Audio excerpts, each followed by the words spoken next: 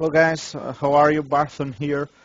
Been streaming for a couple of weeks now. Play as a warrior. I have get my hands into the beta recently, and since every day I get new people asking me about warrior changes, asking me about arms and fury rotation. I just thought to make three or four videos. I don't really know now. I'll be doing at least three. So arms changes, glyphs and talents, and then a second one from arms and a third one for fury. So let's just start. There are many changes. I'll just go into the game-changing ones, and I'm not going to math or anything else like that. Not things that are complicated. Just go into simple stuff. Just explain them in a easy way. You can watch. Other warriors like Lansul, or go check out Elitist Jerks forums to check all of this stuff that I am telling you, but more in detail. So I'll just explain you the basic changes, the glyphs and the talents now in an easy way and in a fast way. I won't be doing a long video, so don't worry about that. So for the first main change. Warriors don't have anymore any stance requirements while using special abilities. So what does this mean? It means you no longer need to be in defensive stance in order to taunt, or you don't need to be in defensive stance to disarm. You can disarm in battle stance or even in berserker stance. You can disarm even and intervene as well on those stance. And another big change is that when you change stance, you no longer lose rage. So if you have 100 rage, and you change between stances, you will no longer lose the rage that you had previously by only by changing. So that's a good change as well. The stances now have different bonus. So let's start with the battles stance.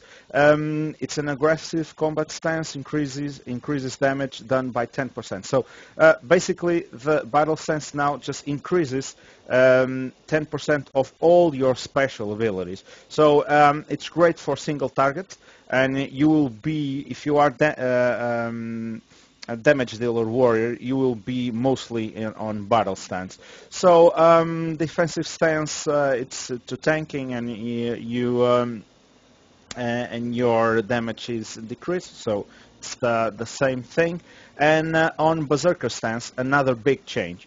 Now berserker stance buffs your whirlwind and cleave by 30%, and on this new build they have 50% bonus to the shockwave as well.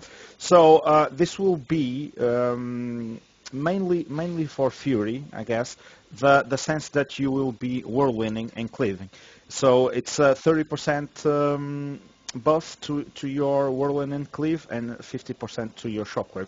So it's a pretty nice change, and I guess in terms of gameplay it will be pretty interesting, because you can macro cleave or whirlwind or even shockwave, and that way you will be increasing your damage. So more changes. Charge, a big change to charge. You no longer intercept, so intercept, it's gone from the game. You have charge now in a 50-second cooldown. I just have it talented, but I'll go over talents in a bit. And you can charge in combat in every spec. So if you are arms, prot, or fury, you can always charge and use your charge whatever, and in combat, and that's a good thing because you no longer need to intercept and spend rage while doing it when you are playing Fury. So you don't need to concern yourself. Can I intercept? Do I have enough rage to intercept? Or if you really need to, you just charge and you are getting rage back. So that's a pretty nice change, and it's a game-changing ability now. So intercept is gone. Retaliation is gone. Well, retaliation is more for PvP, but it was a nice cooldown. Intimidation shout is gone from this build. They have I don't know why they have a glyph for it. I can show you. They have a glyph, but you no longer have the ability. So yay, it's better. Nothing less to expect. It's better, and we just need to deal with it. So, and a new cool ability here as well, Die by the Sword, increases your parry chance by 100% and reduces damage taken by 20% for 5 seconds. So it's in a 2-minute cooldown. It's pretty nice, not only for PvP. It's also good for PvE. If you're aggro, if you need to do a ninja taunt to save the tank or something like that. It's a pretty good talent here, and it will be very handy in not only on PvP, of course, but also in PvE or raiding situations. So also a big change to Enrage. So Enrage, let me check it out. Let me see the tooltip. Enrage, critical strikes with special abilities and critical blocks enrage you, increasing the rage you generate from normal melee attacks by 25% for 6 seconds. For Fury, there's more changes to Enrage. I'll be covering that on the Fury video, but it's a big change, and you just get your rage regeneration faster when you're in rage. Also, Rend is not on the game anymore, so you don't Rend either in either spec. You just don't have that ability anymore. Rend was replaced by Deep Wounds.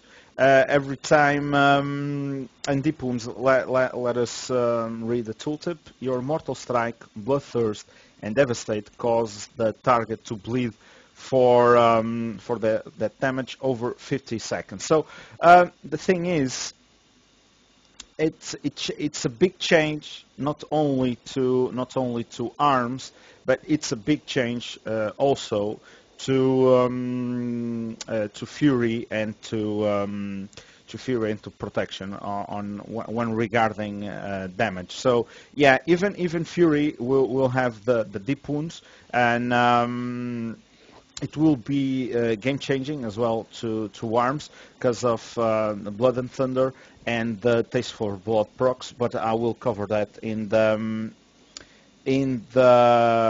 arms video. So let's go over glyphs now.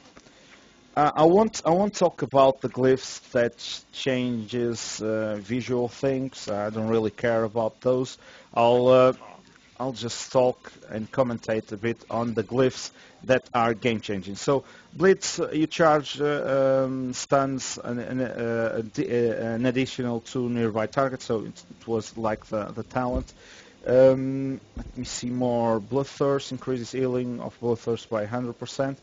Bull Rush, it's pretty good for PvP. Increases the duration of your charge stun by 0.75 seconds. Glyph of Cleaving increases the number of targets your cleave hits by 1 or 3 when you're enraged. It's pretty good. Colossus Slash, Smash, it's the same thing. This will be good. This Glyph of Death from Above reduces the cooldown of Heroic Leap by 50 seconds. So this for PvP, it's a must-have talent, I guess. Also, this will be good as well for raiding well, in those fights that you really need to move around and you need to switch targets and whatnot, that this will be a good glyph as well. Glyph of enrage speed, also for raiding, can be it's situational, of course, but can be very good when changing targets and whatnot, because you can time it or try to time it with Berserker Rage, and you can move to your targets faster. So while in Rage, you move 20% faster, so it's pretty good. Glyph of Furious Sundering reduces the cost of Sunder armor by 100%. Well, gag order, so the talent, the protection talent, it's now a glyph.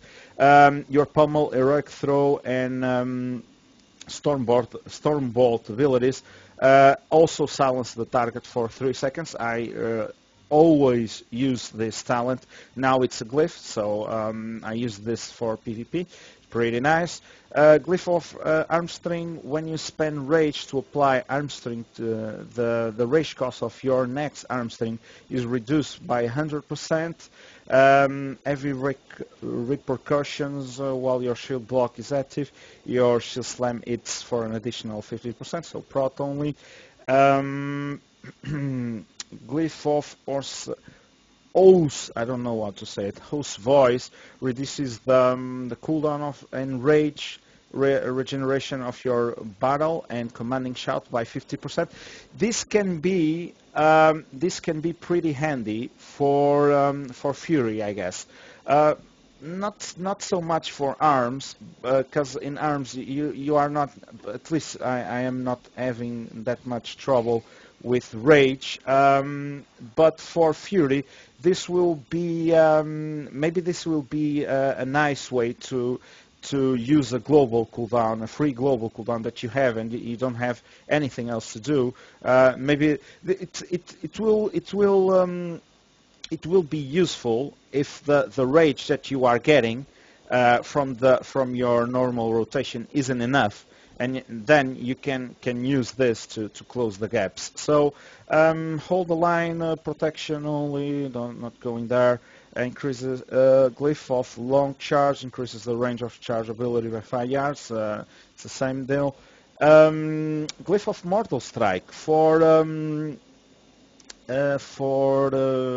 PvP as well, and PvE. If the fight it's pretty damage intensive on the melees, it will be good. So when your Mortal Strike is affecting a target, healing effects on you are increased by 10%. So for PvP, of course, if you have a healer, a pocket healer, or even for arenas, it's pretty nice if you are playing arms. For PvE, if the melees are taking a lot of damage, this will be pretty handy as well. So overpower cleave,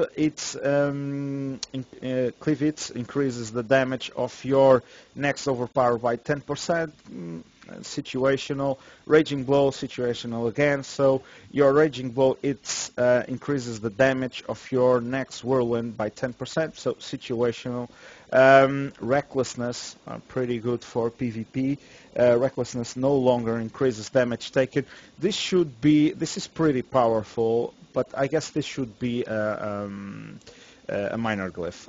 That's my opinion, but because taking a slot on a major glyph for recklessness, well, it can be pretty situational. It's pretty good for arenas for sure. But well, I don't really know. We will have to see when I have damage meters and whatnot. I'll have the comparisons about the other glyphs and check it out if this glyph it's good for PvP and PvE as well. So Glyph of Resonating Power increases the damage and cooldown of your Thunderclap. I haven't tested it, but this glyph can be nice for for Fury, because I don't really think you'll be using Thunderclap that much on Fury, and if you are increasing the damage, it can be worth it. You are increasing the the cooldown as well, but